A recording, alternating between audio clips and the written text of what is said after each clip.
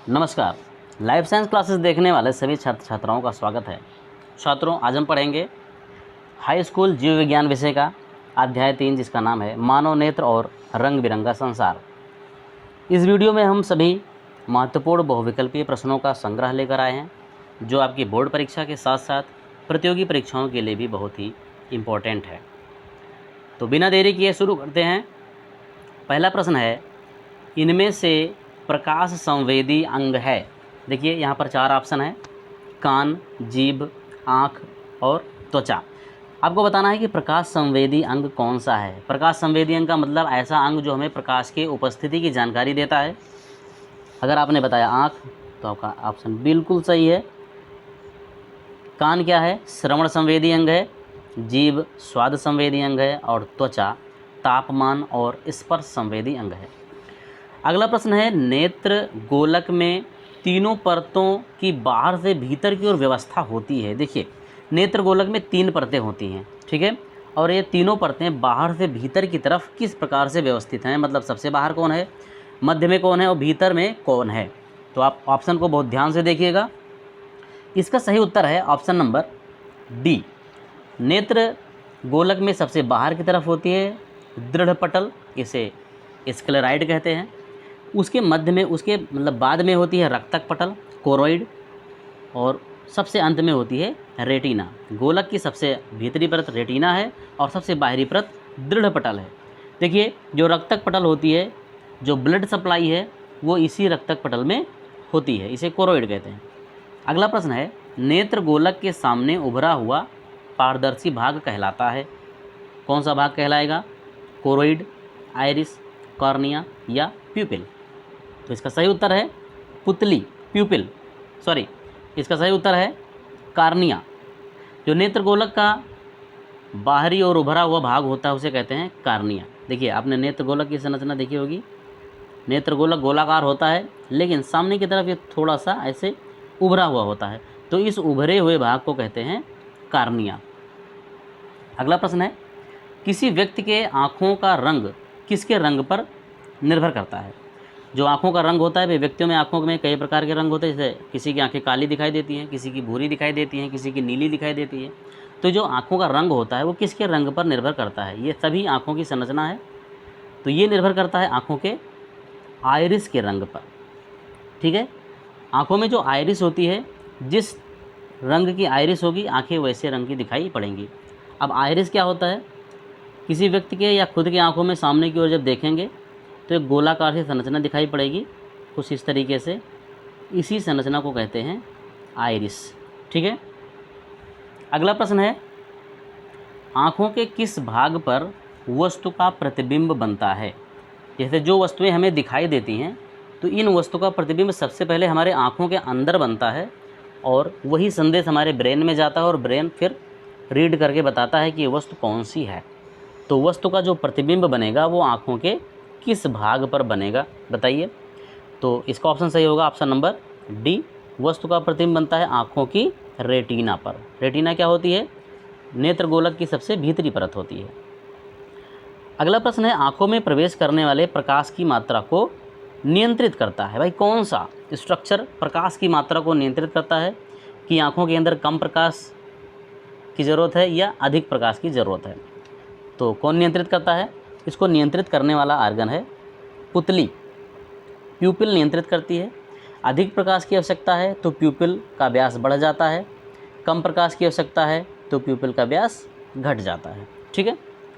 अगला प्रश्न है, पछमाभी पेशियों का यानी सीलेरी मसल का कार्य होता है। सीलेरी मसल कहाँ होती है? आँखों में ही होती है। इसका काम क्या है? नेत्र गोलक को घुमाना? नहीं।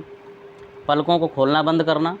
नेत्र लेंस की फोकस दूरी को कम या ज़्यादा करना? या पुतली को छोटा या बड़ा करना? तो इसका सही जवाब है नेत्र लेंस की फोकस दूरी को कम या ज़्यादा करना। जो सीलियरी मसल होती है ये हमारे नेत्र लेंस से जुड़ी हुई होती है, ठीक है। और सीलियरी मसल नेत्र की जो त्रिज्या होती है या व्यास है, इसको कम या ज़्यादा करके फोकस दूरी को कम या ज़्यादा करती है। अगला प्रश्न है, वो बिंदु जिससे दृष्टि तंत्रिका मस्तिष्क को जाती है। देखिए, आँखों में हमारे रेटिना है, रेटिना पे पीछे की तरफ यहाँ पे चित्र बनेगा और यहीं से क्या होता है, तंत्र निकलती हैं और ब्रेन के अंदर जाती हैं इसकी सूचना को लेकर के। तो क्वेश्चन यही है कि कौन सा बिंदु है आँखों की रेटिना पर या आँखों में जहाँ से दृष्टि तंत्रिका मस्तिष्क में जाती है, उस बिंदु का नाम है ब्लाइंड स्पॉट, अंध बिंदु। अगला प्रश्न है, मनुष्य के रेटिना पर कैसा प्रतिबिंब बनता है। अभी हमने बताया था कि जो वस्तु हम देखते हैं सबसे पहले उसका प्रतिबिंब हमारे रेटिना पर बनता है, फिर उस वस्तु का हमें आभास होता है कि वो वस्तु कैसा है। तो ये हमारे रेटिना पर कैसा प्रतिबिंब बनेगा, ये बनेगा उल्टा और वास्तविक प्रतिबिंब बनेगा। मतलब जो वस्तु हम देख रहे हैं हूबहू वैसा ही प्रतिबिंब बनेगा, लेकिन वो उल्टा बनेगा। अगला प्रश्न है, स्वस्थ नेत्र के लिए स्पष्ट दृष्टि की न्यूनतम दूरी कितनी होती है। जैसे एक व्यक्ति स्वस्थ है, किसी भी प्रकार का दृष्टि रोग नहीं है उसमें, तो उसको स्पष्ट देखने के लिए वो आँखों से उस वस्तु को कितनी दूर रखे कि वो साफ़ दिखाई पड़े। मान लो किताब ही पढ़ना है तो कितनी दूर से वो पढ़ेगा कि किताब वो साफ़ दिखाई देगी। तो वो दूरी है 25 सेंटीमीटर। देखिए 25 सेंटीमीटर एक न्यूनतम दूरी होती है। अगर उससे कम दूरी करेंगे यानी किताब को और आँखों के नज़दीक लाएंगे तो स्पष्ट नहीं दिखाई पड़ेगा, या 25 सेंटीमीटर से दूर रख देंगे तो भी स्पष्ट नहीं दिखाई देगा। अगला प्रश्न है, रेटिना में पाई जाने वाली शंक्वाकार कोशिकाएं किसके लिए सुग्राही होती हैं। देखिए रेटिना में एक कोशिका पाई जाती है शंक्वाकार कोशिका, कोन सेल कहते हैं। एक और भी होती है शलाका कोशिका जिसको रॉड सेल कहते हैं। यहाँ प्रश्न पूछ रहा है कि शंक्वाकार कोशिकाएं किसके लिए सुग्राही होती हैं, मतलब किसका ज्ञान कराती हैं हमें। 4 ऑप्शन है। जो शंक्वाकार कोशिकाएं होती हैं ये हमें रंग का ज्ञान कराती हैं। किसका, कलर का ज्ञान कराती हैं। जो हम रंग देखते हैं लाल पीला हरा नीला,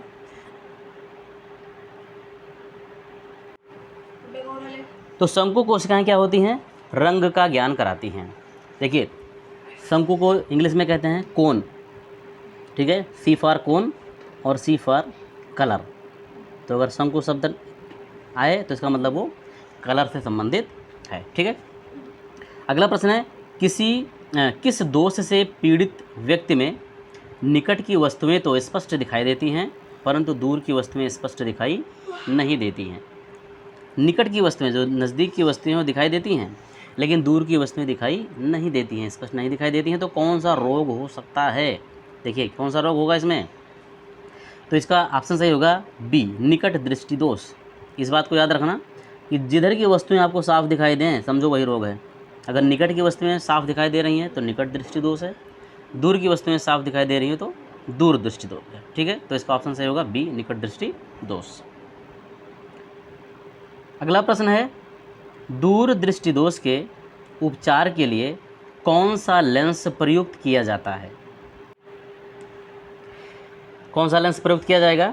4 ऑप्शन है आपके पास, अवतल लेंस, उत्तल लेंस, बेलनाकार लेंस या उत्तलोत्तल लेंस।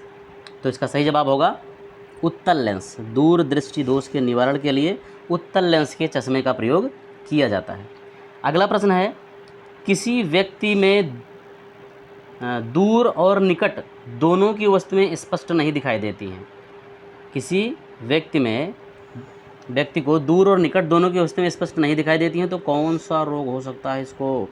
तो इसको कौन सा रोग होगा, इसको होगा जरा दूर दृष्टिता, जिसको कहते हैं प्रेस बायोपिया। अगर निकट की चीज़ें नहीं दिखाई देती तो दूर दृष्टि दोष होता, दूर की वस्तुएं नहीं दिखाई देती तो निकट दृष्टि दोष होता। यहाँ दूर और निकट दोनों की वस्तुएं स्पष्ट नहीं दिखाई देती हैं तो इसको है जरा दूर दृष्टिता, प्रेस बायोपिया। अगला प्रश्न है, वर्णांधता से पीड़ित व्यक्ति में क्या होता है। देखिए दूर की वस्तुएं स्पष्ट नहीं दिखाई देती हैं, नज़दीक की वस्तुएं स्पष्ट नहीं दिखाई देती हैं, लाल और हरे रंग में अंतर नहीं दिखाई देता है, या दृष्टि कमज़ोर हो जाती है जिससे कोई भी चीज़ स्पष्ट नहीं दिखाई देती है। तो इसका कौन सा ऑप्शन सही होगा। ऑप्शन सही होगा सी, लाल और हरे रंग में अंतर दिखाई नहीं देता है, दोनों रंग एक जैसे दिखाई देते हैं। किस व्यक्ति में, वर्णांधता से पीड़ित व्यक्ति में। इसको कहते हैं कलर ब्लाइंडनेस। और कलर ब्लाइंडनेस एक आनुवांशिक रोग है जो माता पिता से बच्चों में जाता है। अगला प्रश्न है, उल्लू को रात में दिखाई देता है क्योंकि इसकी आंखों में केवल शंकु होते हैं, इसके रेटिना में केवल शलाकाएँ होती हैं, रेटिना में दोनों अनुपस्थित होते हैं या दोनों उपस्थित होते हैं, ठीक है। तो इसका जो सही उत्तर होगा कि उल्लू की आंखों में क्या होता है, उल्लू की आंखों में केवल शलाकाएँ होती हैं इसलिए उसको रात में दिखाई देता। देखिए शंकु का काम क्या होता है, रंग पहचानना। शलाकाओं का काम क्या होता है कि कम प्रकाश में वस्तुओं की पहचान करना। तो इसमें शलाकाएँ होती हैं, इसलिए इसको रात में भी दिखाई देता है। मनुष्यों में दोनों होता है, शंकु और शलाकाएँ दोनों होती हैं। अगला प्रश्न है, किस विटामिन की कमी से रतौंधी रोग होता है? सबको पता होगा, विटामिन ए। विटामिन ए की कमी से रतौंधी रोग होता है। क्यों होता है? क्योंकि रतौंधी रोग हमारी आँखों से संबंधित है। हमारी आँखों में पाया जाता है एक वर्णक जिसका नाम है रोडोप्सिन। रोडोप्सिन के निर्माण के लिए हमें एक रंगा की ज़रूरत होती है, रेटिनिन, और ये रेटिनिन रंगा किससे बनती है? विटामिन ए से, रेटिनॉल से। ठीक है। अगला प्रश्न है, गाय, भैंस, चीता, बिल्ली आदि की आँखें रात में क्यों चमकती हैं? आपने देखा होगा कि रात में अगर किसी इन जानवरों की आँखों पर लाइट पड़ती है तो उसकी दोनों आँखें चमकने लगती हैं, जबकि मनुष्यों की आँखें नहीं चमकती हैं। ऐसा क्या कारण है? कौन सी संरचना है जिसके कारण आँखें चमकती हैं? तो इसका सही उत्तर है टेप्टम के कारण। इन जंतुओं के आँखों में रेटिना के पहले एक लेयर होती है जिसे कहते हैं टेपिटम। तो जो भी लाइट रेटिना पे पड़ती है, जैसे ये रेटिना है, यहाँ टेपिटम है, रेटिना पे जो लाइट पड़ती है वो लौट कर इस टेपिटम पर आती है रिफ्लेक्शन होकर के, और ये टेपिटम चमकने लगती है। अगला प्रश्न है, रेटिना की शलाकाओं में कौन सी रंगा होती है? यहाँ पर रंग लिखा हुआ है, यहाँ होना चाहिए रंगा, पिगमेंट पूछा गया है। कौन सी रंगा होती है? तो शलाकाओं में कौन सी रंगा होती है? रेटिनिन रंगा होती है। ठीक है। और इसी के निर्माण के लिए विटामिन ए की ज़रूरत पड़ती है। अगला प्रश्न है, रंग भेद की दृष्टि संवेदना के कारण होती है। रंग भेद की जो दृष्टि संवेदना है, मतलब जो हम रंग का भेद कर सकते हैं, ये संवेदना किसके कारण होती है? शलाकाओं के कारण, शंकु के कारण, आइरिस या कार्निया के कारण? तो इसका सही जवाब होगा शंकु के कारण। इसके पहले हमने बताया था कि कोण मतलब होता है शंकु और कोण मतलब होता है कलर, यानी शंकु हमें कलर का ज्ञान कराता है। तो इस वीडियो में इतना ही। अगर आप हमारे चैनल पर नए हैं तो चैनल को सब्सक्राइब कर लीजिए, हमारे वीडियो को लाइक कर दीजिए, और हमारा वीडियो कैसा लगा ये हमें आप कमेंट करके ज़रूर बताइए। अपने दोस्तों में ज़्यादा से ज़्यादा शेयर कीजिए। मिलते हैं अगले वीडियो में अगले अध्याय के साथ। नमस्कार।